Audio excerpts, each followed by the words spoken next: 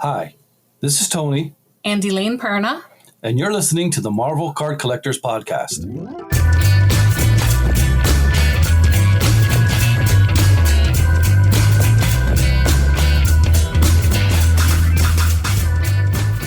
Hello, everybody. My name is Ian Taylor, and you are listening to the Marvel Card Collectors Podcast, your weekly digest of hobby goodness, brought to you by the Marvel Cards Fan Collective, an awesome community of card collectors and creators.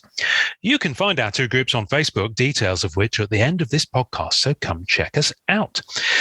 With me, as always, is my co-pilot in all things Marvel cards. He's overworked, underpaid, and...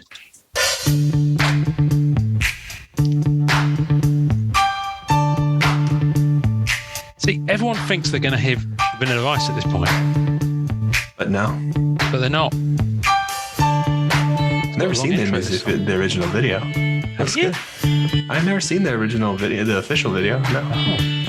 It's good, though. No. Very good, isn't it? No. Yeah, it's very well done.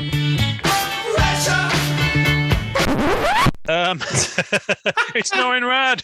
Hey, everybody. I love it. Oh, That's it is great. It is Norin Rad. I'm so glad that you're back with us. I'm very glad to be back. I know it's very, week very 2 glad of to you be being back. back with us. And we touched upon the fact that you're back with us. But you're back with us. I'm back. And you did go away for a little bit to take a bit of much very, very little bit. I wanted to, I thought, with your blessing, because I did ask you this before we started recording, if you kind of wanted to touch on it, because I thought there could be some interesting perspective from your experience for to help out other people in the hobby. I think was my hope, and also it's just a sign of the times, possibly. I don't know. I'm preempting what you're going to say because I don't know all you're going to say. But yeah, so what happened, buddy? Where did you go? What happened? Yes. So it was a dark night. I woke up in a fright, a sweat, walked out into the woods and went on a walkabout, as they say, down under. Walkabout. Basically, honestly, what happened was I kind of got over it, over the hobby pretty hard. And this is partially my fault. And I've spoken to a lot of people about this. The hobby has taken a major change in direction. It's definitely taken a different road. And I was just explaining to someone last night who's a friend of mine. And I was saying, Marvel card collectors were kind of in this like time capsule. Right.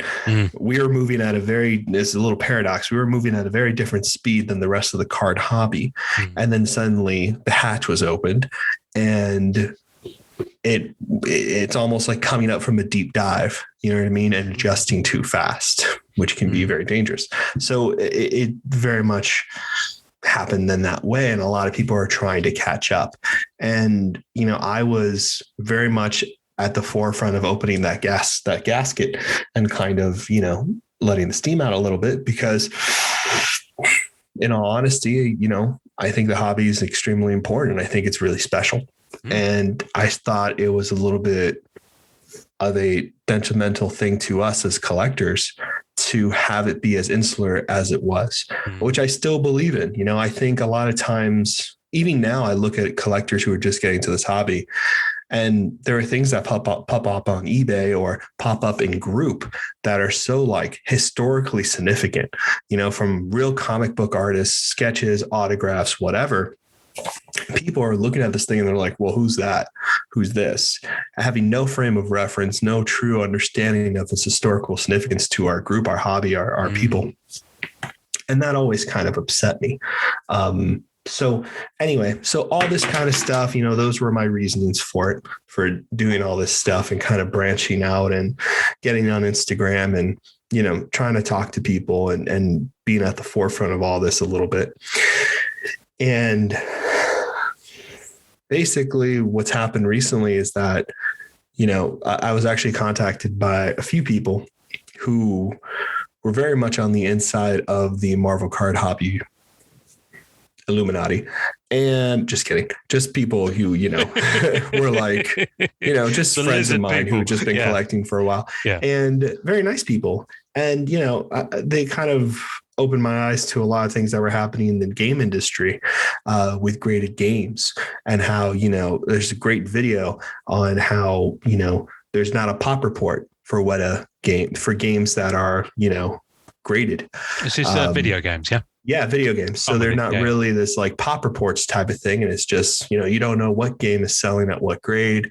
And, a lot of auction houses were relisting games of people who own the auction houses to get the games at higher prices, shill bidding, all this kind of stuff. And on a deeper dive on my end, I realized this was happening in Marvel quite a bit.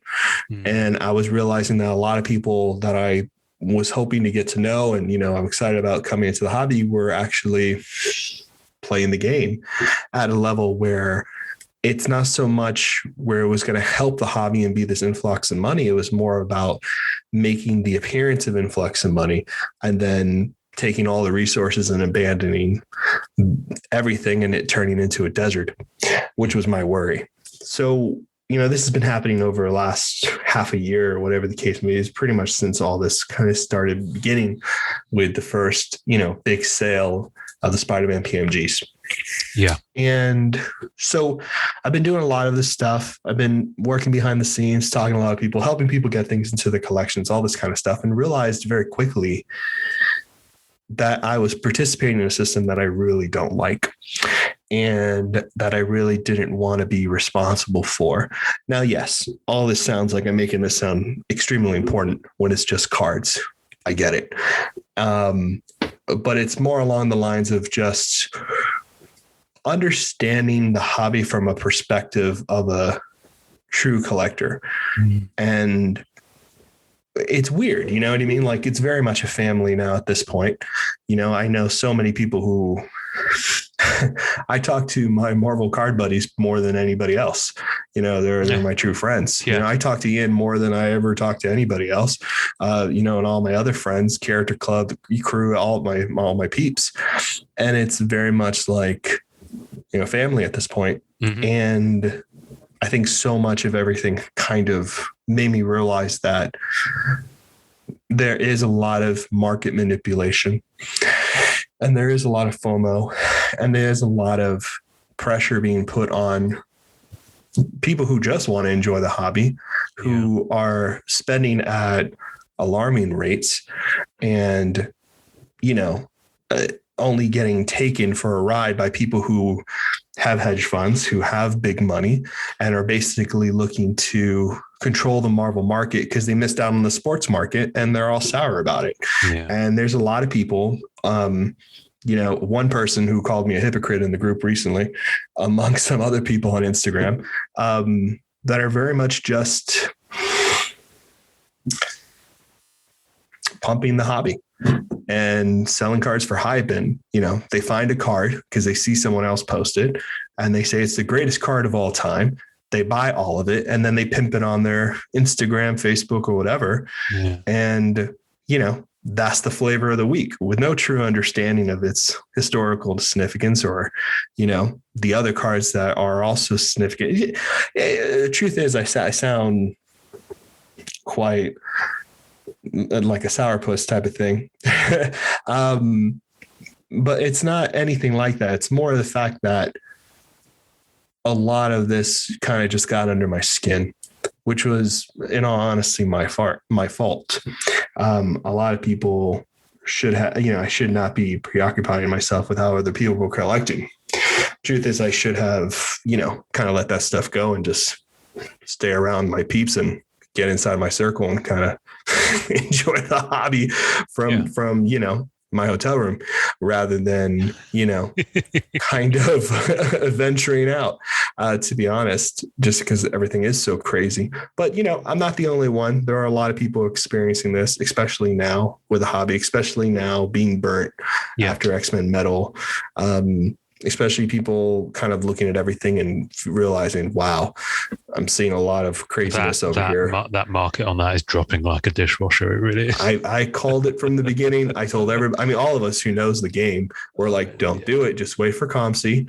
Don't overspend, get what you want, but things are going to be crazy, and then they're going to drop off. Product, it was a case of don't do it at all from my point of view. But anyway, it's true, and a lot of people said that. I digress. And a lot of people chose to, and that's absolutely fine. It's your money; you can do what you want. I mean, I went on that product to hunt for something I really wanted, and got it. Hated the quality control on it. I thought it would be different, and it was not. And it really took me back, and I was not happy with the purchase.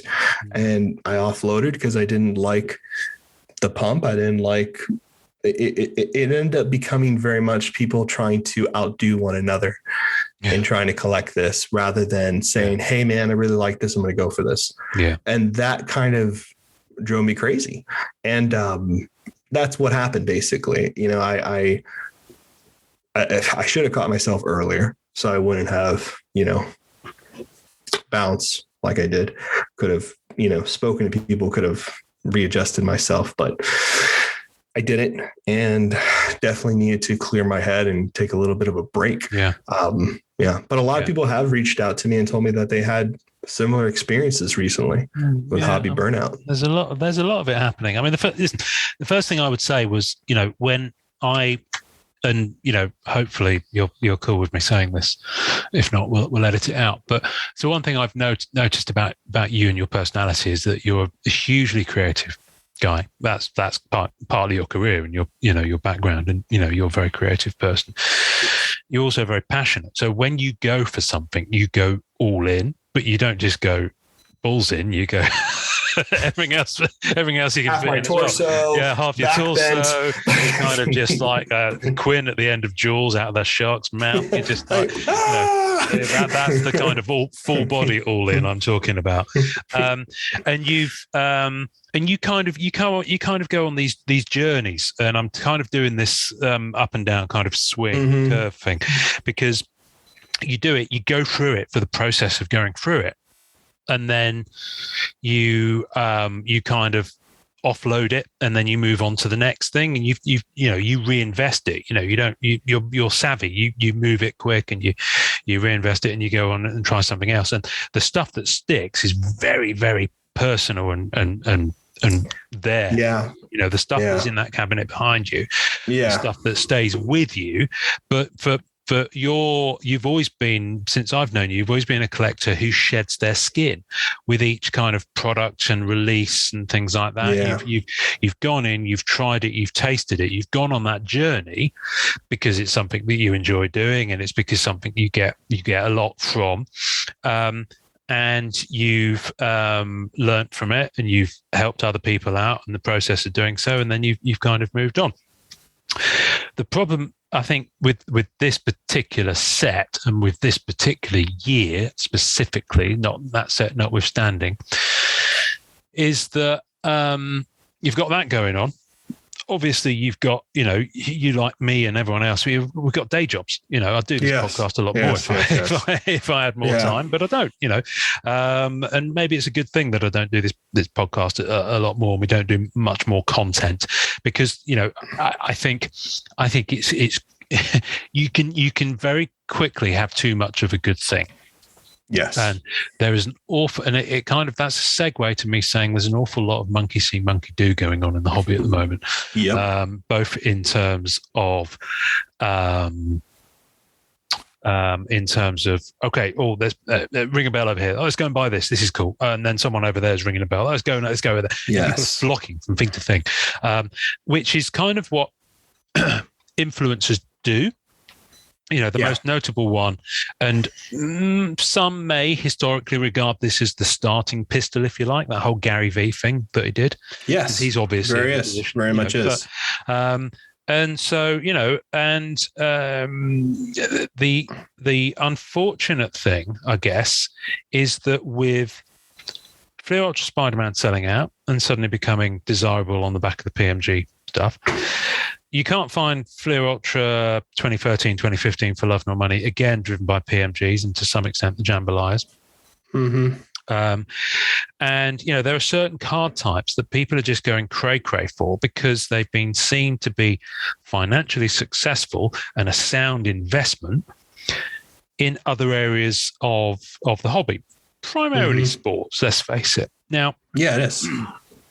I'm still, and I know people will and do disagree with me on this, but I'm not into collecting cards for investment. If I wanted to invest in something, I'd be doing the stock market because that's investment.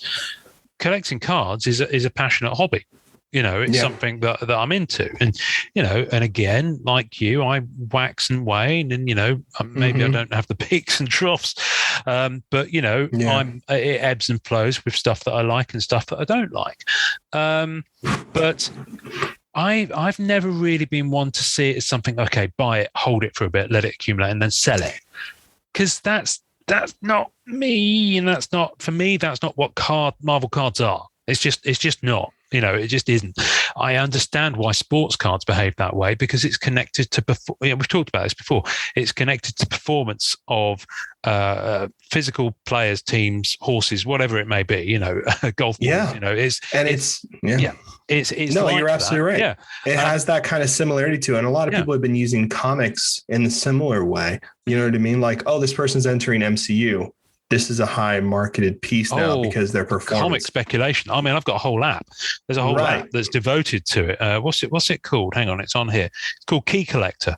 Yes. And every week they've got stuff. It's like the spec deck, hot key, first solo covers. There's a new category called World War II covers. What? Yep. Anyway, and it's like 100 silver keys, 100 bronze keys, 100 modern keys. It's all very well and good, but. And it's nice if you've got a book and you've always wanted to get it, and suddenly someone might say, "Oh yeah, that's going to go up in price. I'd buy it now." And I would do that because I want to get it without having to spend the extra crazy amount of money. Cumulative in factor. I'm not buying it to sit on it and hold it. I've only done that once, and I kind of felt a bit. Like, I don't know. Remember, I talked about needed a good scrub afterwards. I remember. Jane Foster, and in the end, I didn't flip it. I haven't held it. I've parted with it to my local dealer with all the books I got rid of at the beginning of the year, and I'm about to get rid of the one I held along with all my other what ifs. Now, yes, I could take the time and put those what if comics, and I've got a lot of them and a lot of the original ones as well. I could put them on eBay, but. It's like, A, I haven't got time. B, my local dealer will give me a fair price for them. And C, let him wear his beak. I don't mind. But I did feel like I needed to sort of kind of scrub myself a bit. Now that's just me, and I'm English, and we're not from a. Generally speaking, there is definitely a cultural thing. There is definitely a thing that's much more American in terms of the dollar, the need 100% to drive commercialism, which is a very much. It's innate. It's so ingrained that it's part of people's personalities and mentality. In the same way, I found out part of conversations. But I'm on a mental roll now. It's like I've just. I love it. Started. I love it. In the UK, I found something fascinating out the other day. Now. The UK, people from Europe look at the UK and they think we're absolutely crazy because in the UK, there's an absolute obsession with owning your own home. Whereas in Europe, most people rent and they're perfectly happy to do so, and it's not a market where people gouge other people by renting. There's not people that buy up loads of properties and just rent them out and try and gouge people, which happens in the UK. And I found out why. And it's hundreds and hundreds of years worth of mentality because it used to be related to taxation and owning your own home. It used to be heavily. I can't remember the exact nature of the link now, but there was something about if you owned your own property, you were in a financially better position in terms of the crown. I mean, there's a whole lineage of things that happen in the US about that. Yeah. Which I thought was fascinating. Now I know in America it's different from state to state, the taxation thing. And for example, New Hampshire, they don't have sales tax, but it's property based. And in other states, it's much more of a sales tax kind of thing. And some of the most most biggest plot lines in movies, in historical US movies, especially Westerns, is always the essential plot that the main character wants to obtain a piece of land. And this is really prevalent in US cinema as like a character's like lasting drive is to own something of their own, right? It's very much the narrative, the American dream and the legacy passed. And it's very much for the part next of that generation. world. And I get it. So, and that's kind of a bit of a socioeconomic sideways side quest. We've just gone on a side quest by saying that, you know, I'm not, you know, personally, and this is me, you know, I'm not every collector. And some people are like, well, listen, you know, I earn $300,000 a year, and I can't, you know, and this is true of a lot of people. A lot of people who earn those big salaries, you know, they put it in investments of different kinds to avoid the taxation side of things. So, you know, so they'll buy antiques, or they'll buy property, or they'll buy maybe not property because that's taxed in a different way. But, you know, you can put the money somewhere where it won't devalue. Right. Now, where I get uncomfortable. Personally, I get uncomfortable, and it turns me off, and I kind of just go in a different direction mentally and spiritually. Is where people do that with Marvel cards, because for me, that's not my experience with Marvel cards. It's not why I started the group. It's not why we do this podcast. We do this podcast to talk about, you know, all the cool cards that are out there. Hopefully share some stuff that people won't have heard of. Hopefully talk about, you know, the OG sets from the 90s and the people who created those, who didn't realize the legacy of what they've created. And, you know, obviously talk about the new sets and how exciting that is for collectors. And we've done episodes where we've talked about, I remember when we first started, for ages, you were jonesing to do an episode about investing, things like that. And that was like 2 years before, you know, the current kind of, it was on vogue. But we haven't done that much, really. We've spoken to people who do it, but we haven't done it that much. No. And honestly, you know, at the time of me wanting to talk about the investing side was more of the logic of understanding that, because at one point there was a huge conversation in my mind, in which we talked about, where I felt like there was these collectors of Marvel cards who are very dedicated to Marvel cards. Like, first person that comes to mind is Graded Gamer, right? Amanda, who so is ahead of the curve in understanding grading and understanding why grading exists in the culture, and, you know, how it could have existed and how it is now existing in Marvel cards and becoming kind of a staple, which it wasn't before. You know, a lot of people are like, you know, we have to understand that a lot of Marvel collectors, before Ian and I even spoke about investment, maybe before it started coming up, were very much like, I have the full set here. This is my set, blah, blah, blah. This is the best set ever, yada, yada, yada. The investment side came because I was getting into contact with a lot of people who want to sell their Marvel cards, but they kept having the issue of not understanding how to get what they wanted out of their collection, because their collection, they were treating it like you were collecting coupons, right? You weren't like being aware of what you had, you weren't cataloging, you weren't keeping track. So then when they were trying to sell, they were finding a really hard time to like get the money they need for a different collectible or this or that. So the conversation started coming up a lot more about what is to think about cards, Marvel cards specifically, as a way of, you know, having some money off to the side and investing in particular cards and being excited about characters. And then Kevin, number one, our buddy, was talking about, what about first appearance characters? Like, is this similar to the comic books? And, you know, we all of us kind of like started really having a serious conversation about that sector of the hobby. And, you know, that's why I originally came up and interested me so much, because it hadn't really been spoken about. Truth is, I've slowed down making my own content on YouTube because it is a lot of monkey see, monkey do. And I don't really want to give away anything anymore. You know what I mean? I'm kind of over, you know, I want to make more videos, and I've been having a difficult time being like, well, what videos do I make? Because if I do make something about something that I find interesting, and then everybody else finds that interesting, I've potentially screwed over a lot of collectors who are collecting for them.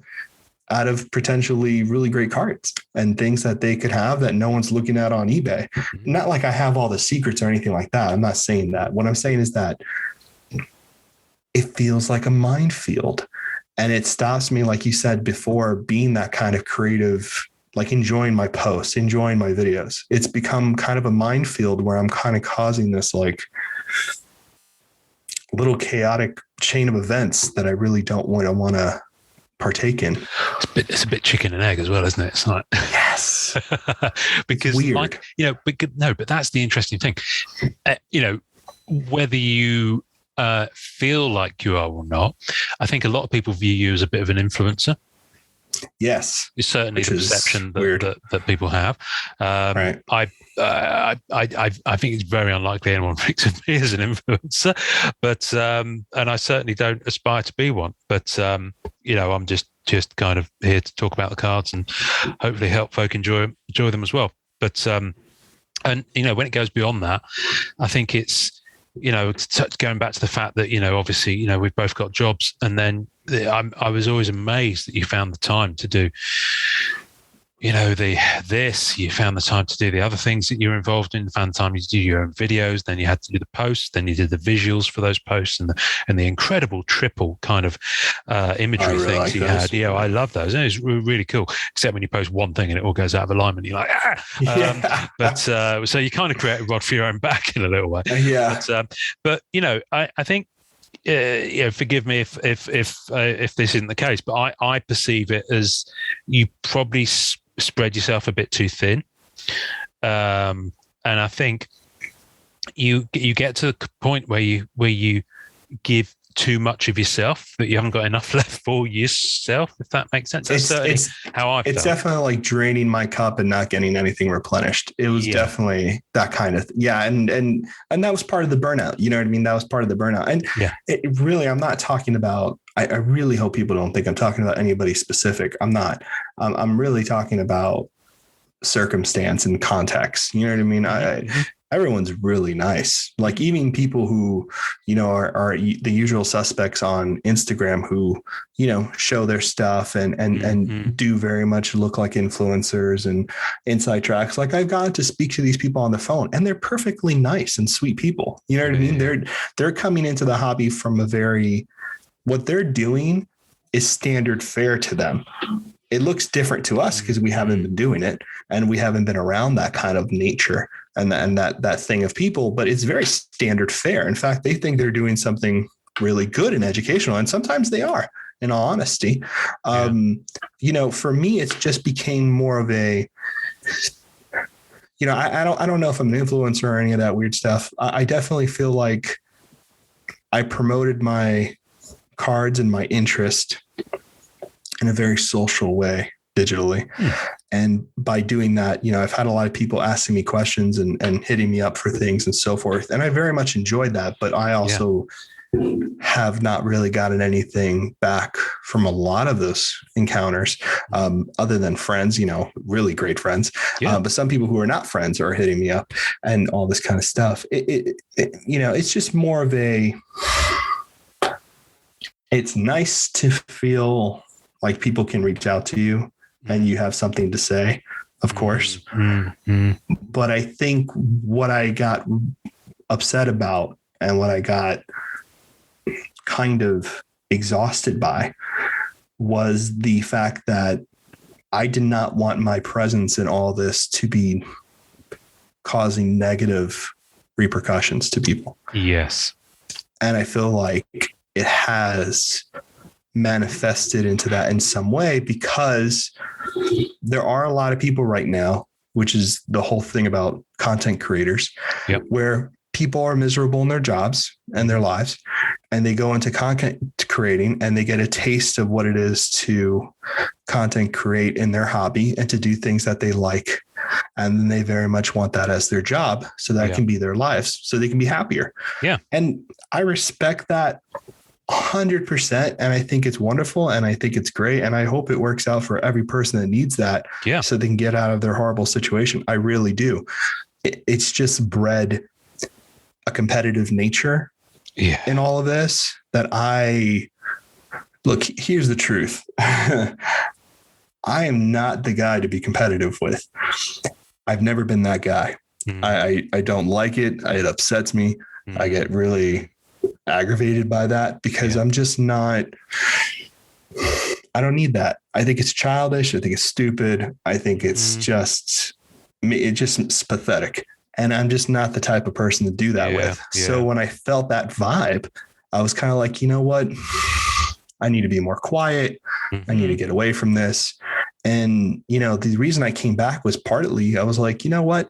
I also don't want anybody to tell me what I can and cannot do with this, you know, and that's what, you know, Ian and I had this really beautiful chat, really nice chat. And it became kind of like thing, you know, I also don't want someone to like take away my choice to do this. So, you know, taking the break was basically me figuring out how to do this on my own terms. And I think I have that kind of covered now. And I got a little rule book with me to practice it a bit and to, you know, to feel good about it. Cause, you know, I think it's, you know, I really do enjoy Marvel cards, you know, and Star Wars cards, you know, so I don't want to leave it necessarily. That's nice. Yeah. Well, wouldn't you like for the last few minutes? I am listening. I'm just searching for there was a quote that I spotted on Instagram the other day, and I saved it specifically to repeat during this episode. Can I, for the love of I mean, literally, what the cinnamon toast is this? I can't find it anywhere. It's gone. It's gone in my phone. I mean, I do have like 16,000 photos in my camera roll on my phone, which is must be a little excessive. But this is a pretty card. Click. Well, it's a pretty much everything. I mean, I have to. Oh, there's all sorts of stuff. There's all sorts of stuff in here. You know, there's stuff I'm selling. There's stuff for the daily masterpieces. There's screenshots of posts where people are just refusing, it seems, quite willingly, to follow the rules of the group that we've set up, which just drives me called someone out last night, actually. It's just so disrespectful. It just winds me up. So if you want to do whatever you want, go somewhere else. If you want to follow the rules of the group and just, you know, have it as a relatively level playing field, then do it. One of the other things that annoys me is all these people in the group who just put sales posts up. It's like, how about you actually engage and post something that's good in terms of content rather than just using it as a sales forum?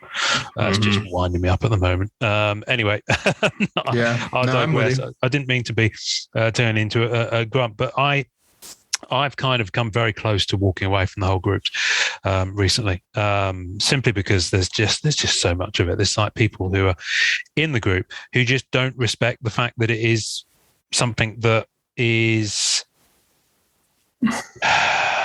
you know, the rules are there, and if you want to get around them, if you're constantly spending time trying to find loopholes in the group rules so that you can do stuff that's not allowed in the group, then quite frankly, I don't want you in the group, and it just really frustrates me. It does get me down, and it does. That's true. I just find it inherently disrespectful, fundamentally, and I try to be nice and polite and calm to people. I think I've only maybe 3 or 4 times in the years that the group's been running actually lost it with someone on group. You know, I'm relatively measured where cool, calm and collected for sure. But there are people. There's one particular person. So this is my kind of.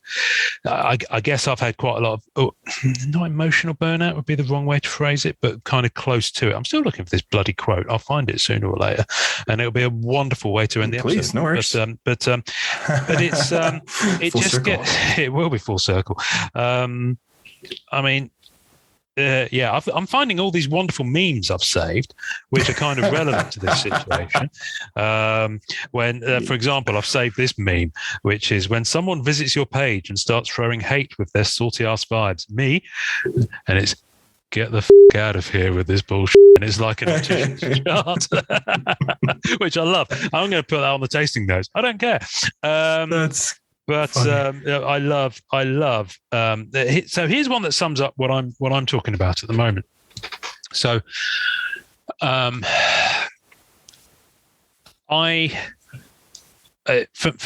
my point of view, I find I don't have time to do the Instagram thing as much, simply because I spend a lot of my time moderating on the group. which is fine. Yes. Is what it is. The problem is there's so much volume of that stuff on the group that it does take in a significant amount of time each day. So I'm kind of at the point where I do want to step back from that day-to-day moderation, as in properly step back. But I think we need a few more moderators in group, and I'll have a chat. We need tons of moderators. I mean, especially with our group size. Yeah, like I've looked at other groups. Yeah, it's just too many. Like we're just hitting like new peaks now. Yeah, we need active moderators as well. Yes. Because you're busy and I get busy as well. So so we do need to kind of spread that load. But there's one particular person who has snarked back on me when I've pulled them up on stuff on group a number of times. And I remember I wrote this person a bit of a fable. And it was a long thing, and I never posted it. It's the most brilliant way to do things. I'm sure people have heard this before. Yeah. But it's write the letter, write the email, but don't send it. Stash it away. Yep. Write it in the heat of the moment. Stash it away. Put it somewhere. Come back and look at it a day later. If it's still true, send it. If it's not, and chances are it probably won't be, or you probably don't want to necessarily throw gasoline onto that fire, don't do it. Or you could use this particular meme, which I found, which isn't the meme I was looking for. This is not the meme you're looking for. And this meme reads, I would rather adjust my life to your absence than adjust my boundaries to accommodate your disrespect. Whoa, that's nice. Isn't it a good one? I'm going to use that one. I'm going to use that one. So much as I love the fact that the group is a community and a place where people can talk about stuff and can share things. Occasionally we do get flare-ups in the group, and it's quite interesting that then you often see people's true colours and what they actually think. And I'm at the point now whereby, and this sounds terribly, I'm not meaning to gate it or be exclusive in any way or anything like that, but there are a couple of people in the hobby who just aggravate me so much that I either remove myself from their situation or I remove them from the group. And I've come very close to that, and I haven't actually done it. But yeah, by goodness me. And it's so easy. But that's the thing. That's the other thing with the internet. It's so easy to misinterpret a comment or a statement or post. 100%. So easy to do it. It's very easy to read into something. And, everyone kind of drives defensively. If that makes sense. Yep. On Facebook. Twitter's really bad for it because, it's like triggered. It's like one person posts something and they get pounced on. It's the whole part of cancel culture, I guess. The vibe of that. But it's just weird to see it. So I'm kind of rambling slightly because I've been looking for this. So I'm going to stop looking for it, and I'm going to kind of sum up what my train of thought is. My train of thought here, and I've just found the quote. So we're going to end the episode with it in a moment.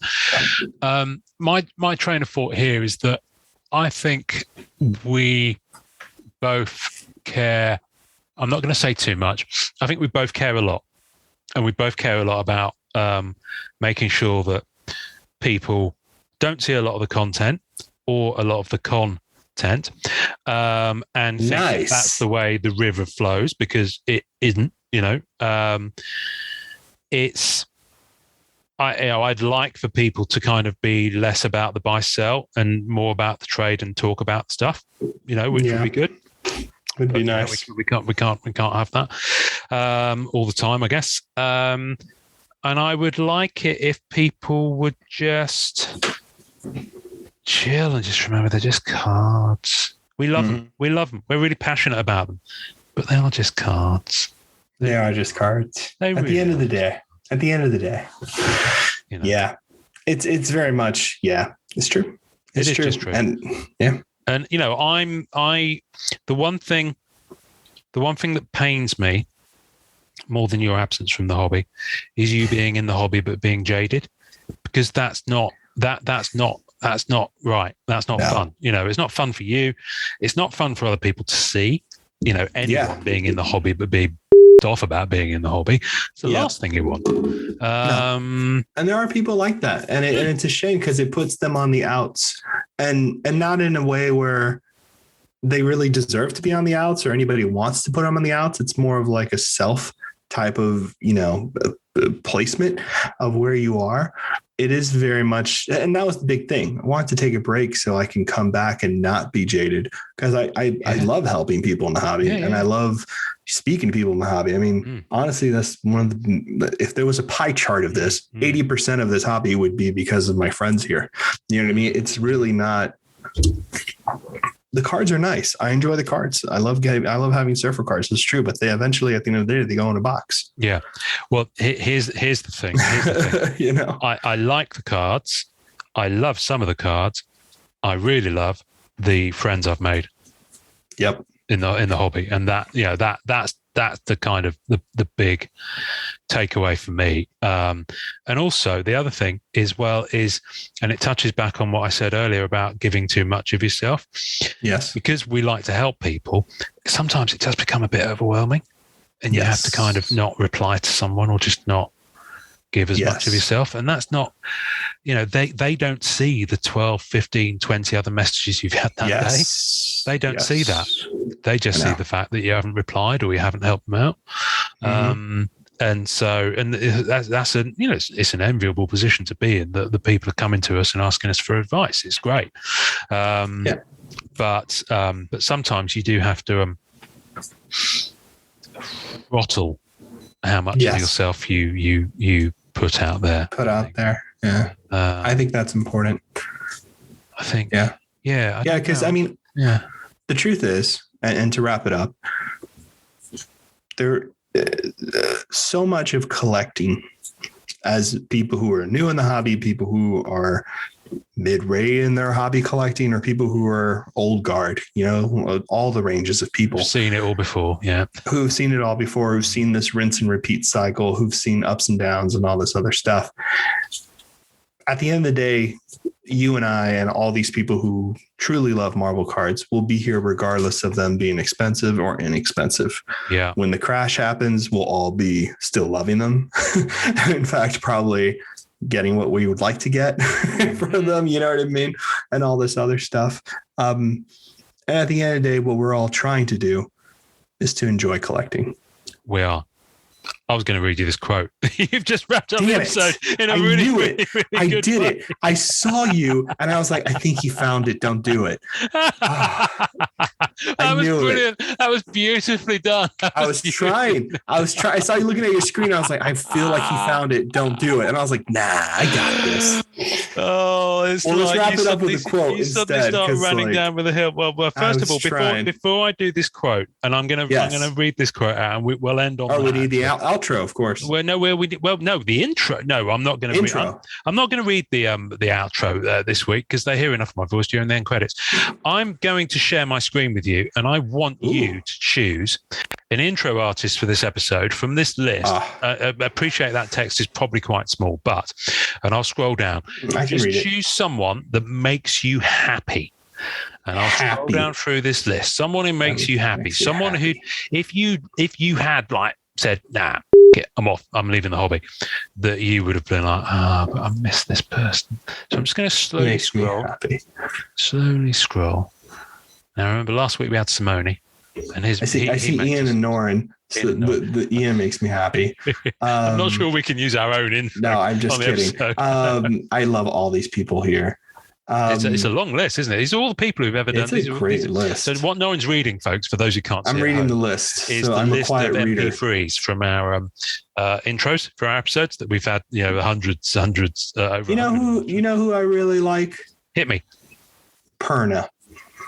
Perna? We can do the Pernas. I like me a Perna. We can do that. We only did them the other week, but we can do them again. That's fine. Yeah, let's do the Pernas. Or we can use somebody else if you don't want to do Pernas.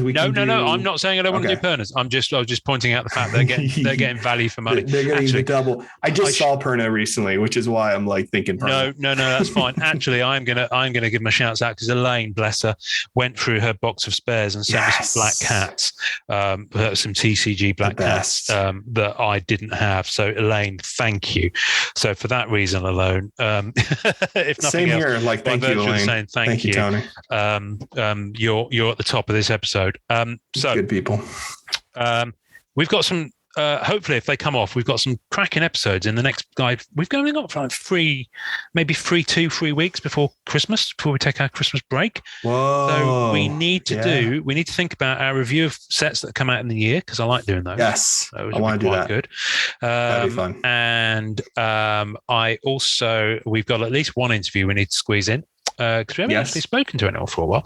And then, of course, we've got our 2022 lineup to come. So hopefully, if all that lands, we've got some good stuff coming in to kick up the new year. So I love it. I'm going to leave you with this. Pat King. Pat, good evening, Pat. That's great. For those who don't know, he was on episode, I can't remember, and he was the model for a lot of the Masterpieces 2020 stuff. Yes. Did, as well as other things like playing Wolverine in the live Marvel tour that went around. Anyway.